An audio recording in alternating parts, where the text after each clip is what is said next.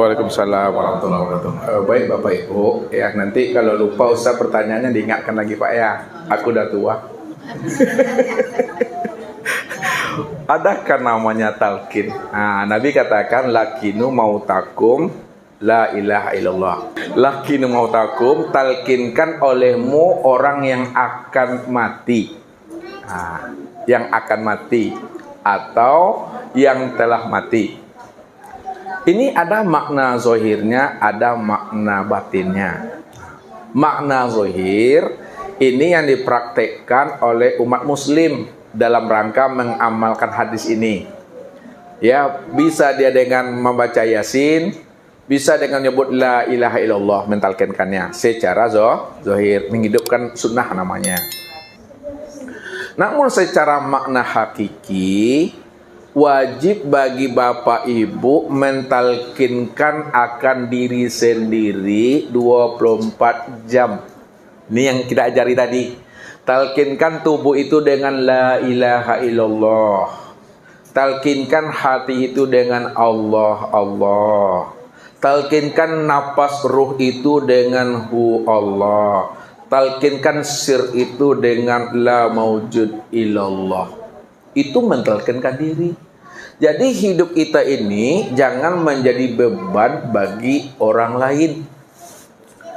Jadi sebelum orang lain mentalkinkan kita dalam rangka menghidupkan sunnah-sunnah Rasul sebagai wujud rahmatan lil alamin, maka kita wajib mentalkinkan akan diri sendiri sebelum mati. Tadi kita sebelum mengaji kita mentalkinkan diri itu la ilaha illallah, Allahu Allahu. Jadi 24 jam. Mentalkinkan diri itu 24 jam. Nah, bisa enggak Bapak Ibu mentalkinkan diri itu 24 jam? Nah, bagaimana cara mentalkinkan diri 24 jam? Yang mananya yang dipakai? Yang dipakai itu la ilaha illallah, Allah Allah, hu Allah atau hu Bapak Ibu? Hu yang dipakai. Hu itu maksudnya sadari bahwa diri inilah nyatanya diri Allah itu. Nah, hu makna syariatnya dia. Dia siapa? Dianya Allah. Namun makna hakiki daripada hu itu aku. Aku Allah. Jadi kalau isi napas kan hu Allah tuh. Maknanya aku Allah. Kalau di hu Allah aja tuh. Akunya Allah. Aku aja lagi itu. Tidak ada siapa-siapa lagi. Aku dia Allah.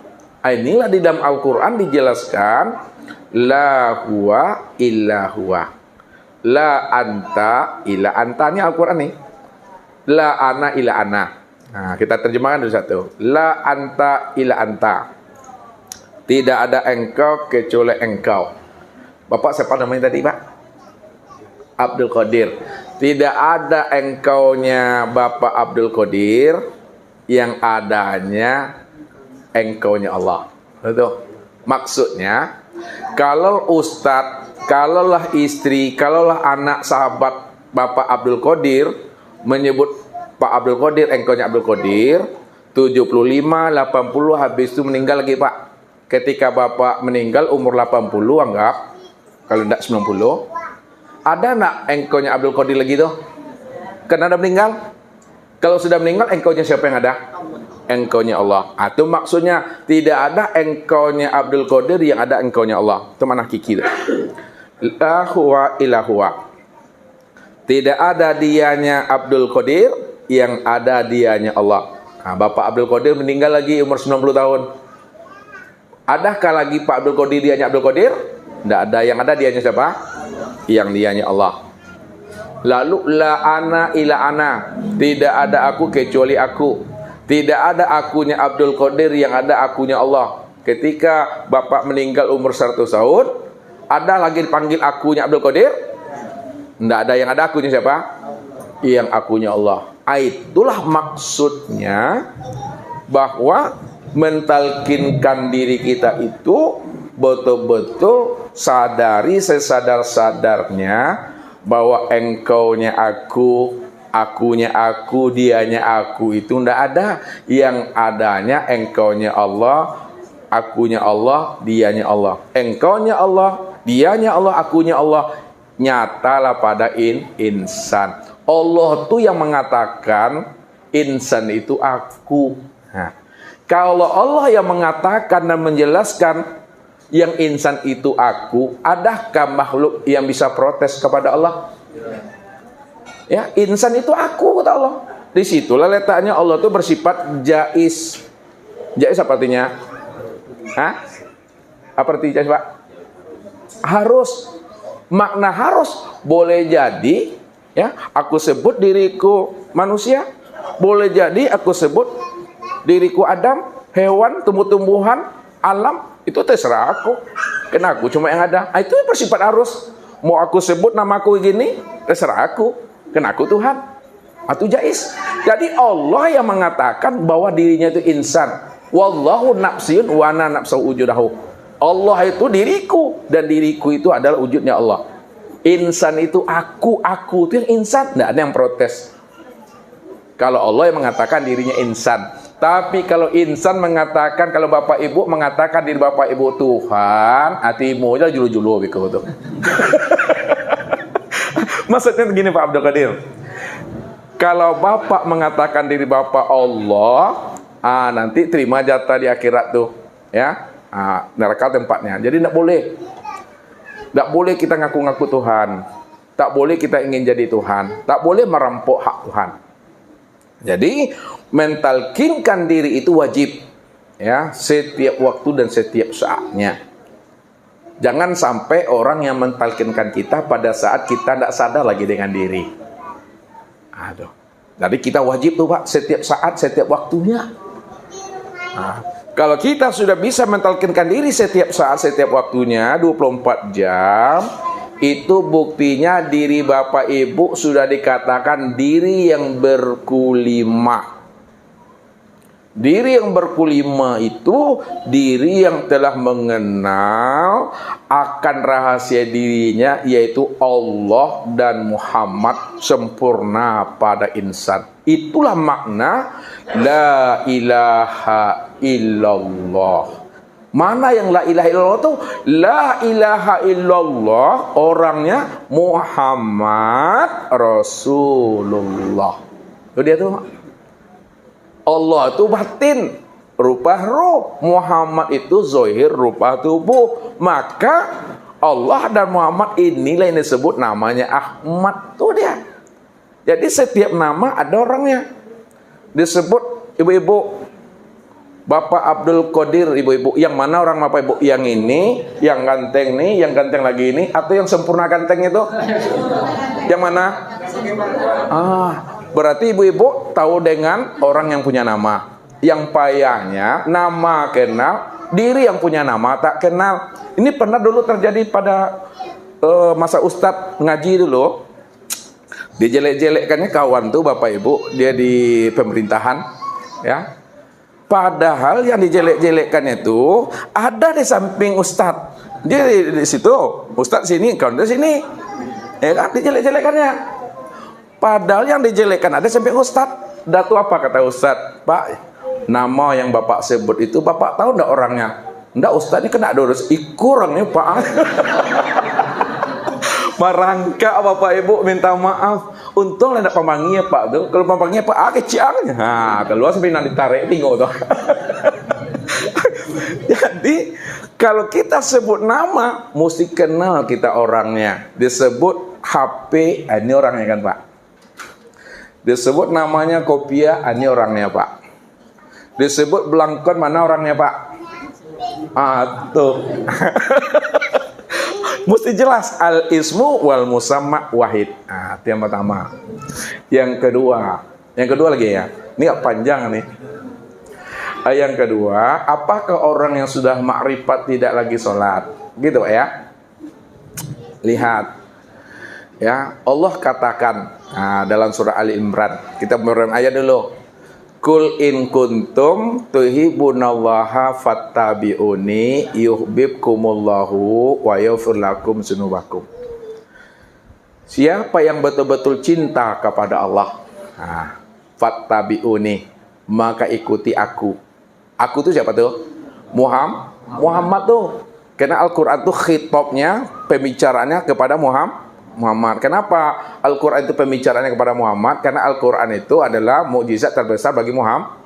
Siapa yang betul-betul cinta kepada Allah, maka ikuti aku, kata Rasulullah. Karena Nabi itulah contoh uswatun hasanah dalam urusan dunia dan dalam urusan akhirat. Nah, contoh aku, hablum minan nasnya wa hablum minallahnya. Siapa yang telah cinta kepada aku, dia mengikuti sunnahku, wa yaghfir lakum. Nah, itu yuhibbukumullah. Allah pasti mencintaikan dirimu. Jadi mencintai Rasul sudah sama kita mencintai Allah. Siapa yang sudah mencintai Allah, maka Allah mencintai akan dirinya. Siapa yang dicintai Allah, wa yaghfir lakum, jangan risau dengan dosa-dosamu. Allah akan gugurkan dosa-dosamu itu kalau kamu sudah dicintai oleh Allah. Nah, jadi bagaimana memahaminya orang yang makrifat itu? Contoh kesempurnaan makrifat itu kepada Rasulullah. Contoh makrifat itu kepada Rasulullah. Semakin sempurna makrifat seseorang, semakin sempurna syariatnya. Kurang sempurna makrifat seseorang, kurang sempurna syariatnya. Tidak bermakrifat seseorang, tak ada syariatnya. Jadi kunci makrifat itu letaknya di syariat. Contohnya kepada Rasulullah, karena Rasulullah lah yang mencontohkan bagaimana cara mengenal Allah, bagaimana cara beriman kepada Allah, bagaimana cara beribadah kepada Allah, dan bagaimana cara beradab dengan Allah tadi itu. Yang pertama. Yang kedua, orang yang sudah makrifat kepada Allah, Bapak Ibu, tetap wajib sholat. Namun, walaupun kita wajib sholat, namun jangan kita merasa diri kita yang sholat. Kalau kita merasa diri kita yang sholat, fawailul lil musallin, nerakawilah bagi orang yang sholat. Nah, jadi maksudnya orang makrifat tidak sholat itu mesti dipahami begini, Pak. Nah, ya, ada orang makrifat tidak sholat lagi, kata Bapak. Kalimat itu mesti dipahami, orang makrifat tidak lagi sholat, itu maksudnya dia tetap sholat, dia tetap beribadah. Namun yang sholat dan beribadah itu tidak ada lagi keakuan dirinya yang merasa dirinya yang sholat dan beribadah itu. Kalau tidak ada lagi keakuan dirinya yang merasa beribadah dan sholat, lalu siapa yang sholat itu sebenarnya? Yang sholat itu adalah Allah tadi. Aqimis sholata li zikri. Dirikanlah sholat untuk mengingat aku. Itu terjemah. Sebenarnya siapa si zikri? Zikri itu adalah salah satu nama daripada Allah.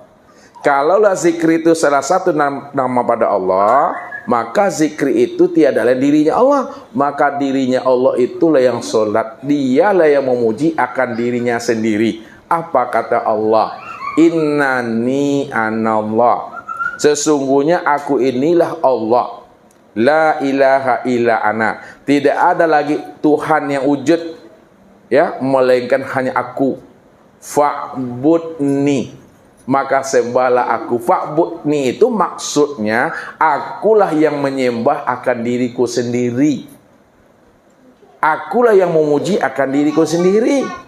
Tidak ada lagi yang menyembah dan memuji akan diriku melainkan aku yang semata-mata, karena aku cuma yang ada. Maka nyatanya aku itu bernama dengan Muhammad. Muhammad itu adalah nama aku, nama yang zahir aku. Wa ani'buduni hadza siratal mustaqim. Akulah yang menyembah dan memuji akan diriku sendiri. Itulah yang dikatakan Allah tadi. Kif ya Muhammad ana rabbaka usolli. Berhentilah engkau yang mengaku, hai Muhammad. Ini Muhammad semuanya nih. Ibu-ibu, bapak-bapak, itu Muhammad. Tubuh itu. Akulah sebenarnya yang sholat tadi. Jadi Allah yang memuji, yang membesarkan, yang menyatakan akan diri sendiri, tidak ada lagi maknanya. Jadi maksud tidak sholat itu bukan dirinya tidak sholat, dia tetap sholat, tapi tidak ada lagi keakuan dirinya yang merasa dirinya sholat. Sebab kalau masih ada keakuan dirinya yang merasa dirinya sholat, disitulah letaknya fawailul musholin. Contoh, bapak kan sholat kan? Nah, kalau bapak sholat, lalu bapak merasa diri bapak yang sholat itu, maka jatuh bapak kepada fawailul musholin. Kenapa? Wujuduka zanbun. Adanya diri bapak ibu yang merasa diri bapak ibu yang sholat itu dosa tuh. Nah, itu maksudnya. Namun kalau ada orang makrifat betul-betul ditinggalkan ibadah sholat, Ustadz heran. Dan mungkin Ustadz mau bertanya, siapa nabinya sebenarnya itu? Kalau nabinya masih Nabi Muhammad, sholat juga tuh. Tapi kalau dia nggak sholat, nabinya bukan Nabi Muhammad tuh. Ya, ini jangan sampai Bapak Ibu tidak sholat dengan memahami kaji ini. Salah nanti. Tetap Bapak Ibu sholat, tetap beribadah, tapi jangan diri Bapak Ibu yang merasa diri Bapak Ibu sholat dan beribadah. Jadi itu kuncinya. Kalau ada orang makrifat tidak sholat, jangan ikuti. Karena orang makrifat tidak seperti itu. Ya, orang makrifat tetap ya sholat. Rasulullah lah contoh uswatun hasanahnya. Yang ketiga apa tadi ya? Lupa Ustaz. Apa Pak Ardi? Kalau sudah bertobat, apakah masih berlaku hadas kecil dan hadas besar pada dirinya? Ya, hadas besar dan hadas kecil tentu pahamnya secara syariat. Secara syariat tentu ada Pak. Hadas kecil itu pada saat kita buang air itu hadas kecil, membersihkannya dengan cara berwudu, ya kan?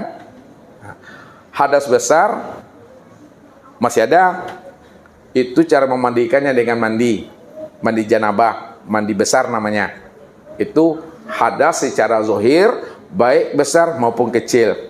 Namun yang namanya hadas besar dalam hakikat tidak ada. Sebab kalau masih ada hadas besar, maka itu adalah dosa. Yang dikatakan hadas besar itu wujuduka zanbun. Itu yang dikatakan najis batin. Adanya keakuan dirimu itu syirik. Yang syirik itu innamal musyrikuna najasun. Siapa yang berbuat syirik, menyandingkan aku dengan sesuatu, dia tidak lagi mengesahkan zatku, sifatku, asmaku, af'al aku, maka dirinya najis. Kalau dirinya najis, maka tidak bisa dibersihkan dengan 7 samudra. 7 air laut, 7 samudra, tak bisa dibersihkan najis batin itu dengan 7 lautan, Bapak Ibu. Jadi cara membersihkan najis batin itu dengan jalan bertauhid. Esahkan zatnya, sifatnya, asma dan af'alnya. Ketika kita sudah mengesahkan zat, sifat, asma dan af'alnya, ketika itu diri kita itu sudah bersih. Karena yang dikatakan diri yang bersih tadi tidak lagi terlihat akan dirinya. Itulah makna ikhlas tuh. Nah, jadi Bapak Ibu tahu namanya surat ikhlas kan? Bunyinya apa?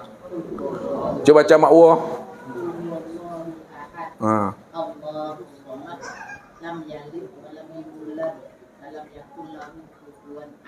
Nah, itu surah ikhlas. Adakah lapas ikhlas di dalamnya tadi itu? Kenapa disebut surah ikhlas? Hah? Ini namanya surah ikhlas, tapi lapasnya Qul huwallahu ahad, enggak ada ikhlas. Allahu samad, enggak ada ikhlas. Lam yalid wa lam yakul.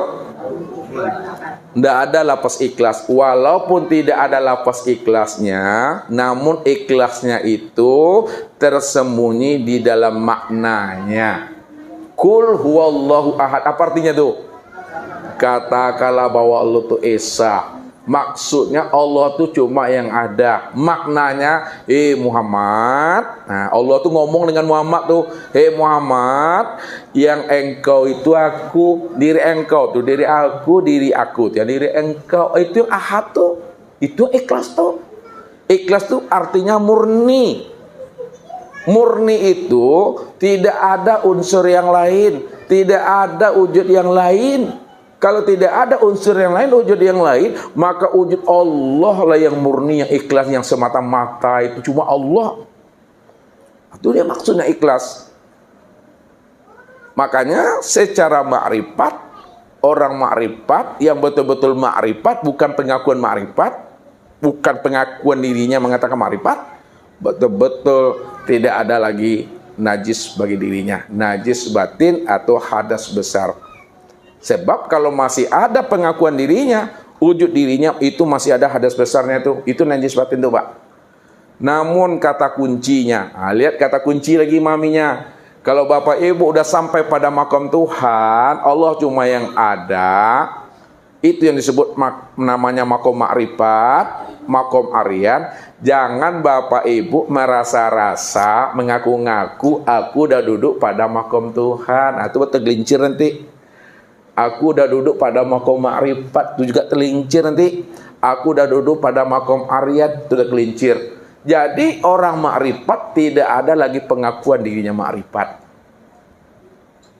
Kalau ada masih menyenter dia ke dalam diri, maka diri itulah yang menjadi batu licin bagi dirinya, hijab bagi dirinya. Kenapa? Karena dia masih bisa memandang kepada dirinya. Nah, ketika dia menikmati pada dirinya, aku udah ma'rifat atau belum? Padahal dirinya nggak ada.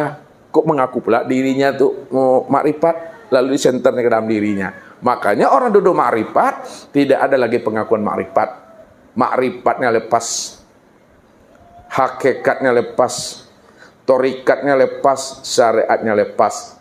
Tidak ada lagi dia yang bersyariat, tidak ada lagi dia yang bertorikat, tidak ada lagi dia yang berhakikat, tidak ada lagi dia yang bermakrifat. Kalau tidak ada lagi dirinya bersyariat, berterikat, hakikat dan makrifat, lalu siapa yang bersyariat? Yang bersyariat itu Allah, nyata pada tubuh ini ya. Maka tubuh inilah tempat memandangnya sifat kamal Allah itu. Tidak ada lagi dirinya berterikat, yang berterikat itu Allah nyata pada hatinya. Inilah sifat sikohar itu. Tidak ada lagi diri yang berhakikat itu hanya Allah. Itu namanya sifat jamal Allah itu nyata pada dirinya ini ya. Ruh itu. Tidak ada lagi dia bermakrifat, yang makrifat itu Allah. Nyatalah sifat jalalnya Allah itu pada dirinya itu, pada nyawa itu. Jadi Allah yang bermakrifat, Allah yang berhakikat, Allah yang berterikat, Allah yang bersyariat. Tidak ada di kita. Namun kalau udah paham kita Allahnya yang bermakrifat, berterikat, berhakikat, dan bersyariat, kata-kata itu dihilangkan. Tidak boleh disebut man arafallah kala lisanahu. Siapa di antara Bapak Ibu yang Bapak Ibu sudah mengenal memang Allah cuma yang bermakrifat, bersyariat, berterikat itu, hilangkanlah kalam itu yang mengatakan, diam saja.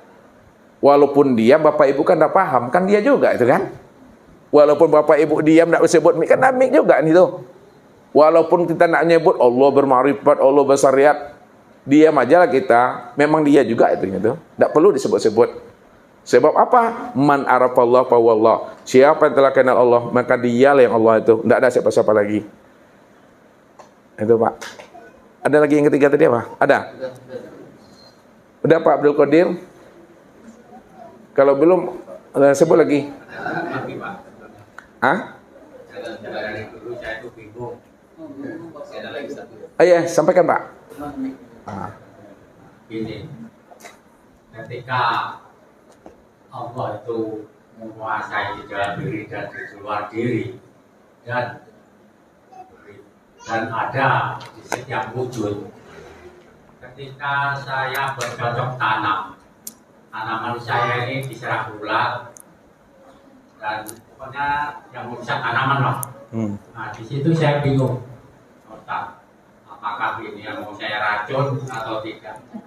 Kalau saya racun ini adalah wujud, kalau enggak ini tanaman saya rusak. Itu aja kalau penjelasan. Oh iya, memandangnya, lihat ketika Bapak Ibu udah sampai kepada makom makrifat tadi, jangan sekali-kali dibunuh syariat. Jangan sekali-kali dimatikan syariatnya. Bapak Ibu kan sudah makrifat tuh. Allah hanya yang berbuat, Allah hanya yang berlaku, Allah hanya yang berkehendak, baik pada diri maupun di luar diri. Baik wujud manusianya, baik wujud tokeknya, baik wujud hamanya, werengnya dan sebagainya. Namun syariat tak boleh kita bunuh, tak boleh dimatikan. Makanya Nabi itulah contoh dan uswatun hasanah, cara bermakrifat dan cara bersyariat. Contohnya kata Rasulullah, ya, kalau ada namanya binatang yang berbisa masuk di rumah, ini syariat aja dulu. Ular kan namanya, kalajengking kan namanya, kata Ustadz kepesan namanya Pak. Ya, itu ya kalau dalam rumah, kalau dikhawatirkan anak takut, istri takut, ya itu perlu dibunuh dia. Ya, bahkan dalam satu hadis, kalau ada ulat di rumah atau lipan di rumah 3 hari, 2 hari, seminggu, itu iblis dan setan itu. Ini kata hadis. Ya, jadi secara syariat hal-hal yang berbisa, yang memberi mudarat kepada diri, kepada anak itu boleh dibunuh. Kalau dalam rumah, kalau tidak dalam rumah jangan dibunuh. Itu secara ilmu syariatnya. Baik itu yang Bapak bilang tadi, tikus kan namanya, hama kan namanya, itu kalau merusak tanaman kita, padi kita, boleh dimusnahkan itu. Situ letaknya kita rahmatan bil alamin, dan rahmatan lil alamin bagi mereka. Baik itu manusianya, anak, istri dan sebagainya. Baik petaninya, banyak semuanya jadi rahmat tuh. Karena satu butir nasi yang kita makan tuh banyak terlibat dalam, makanya kita baca doa Allahumma barik, barik lana fima, pakai na tuh Allahumma barik lana, ya Allah berkati ya Allah apa yang aku makan, fima rozak lana, rezeki yang kau berikan kepada kami ya Allah.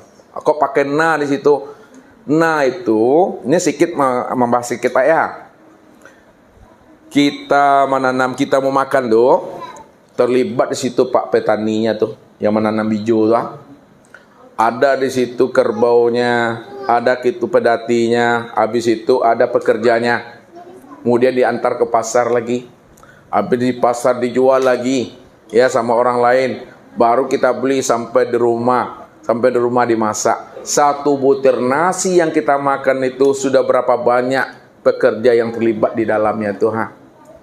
Mulai dari menanam tuh, sampai diantar ke pasar, sampai orang pasar menjual, baru kita beri anak, istri, suami makan itu. Satu butir nasi banyak terlibat, makanya kita bersyukur di situ, Allahumma barik lana fima razaqtana. Itu secara syariatnya, makanya disempurnakan. Namun makna secara hakikat Pak, ya, adakah hak bapak ibu, adakah hak bapak ibu membunuh namanya makhluk? Kalau bapak ibu paham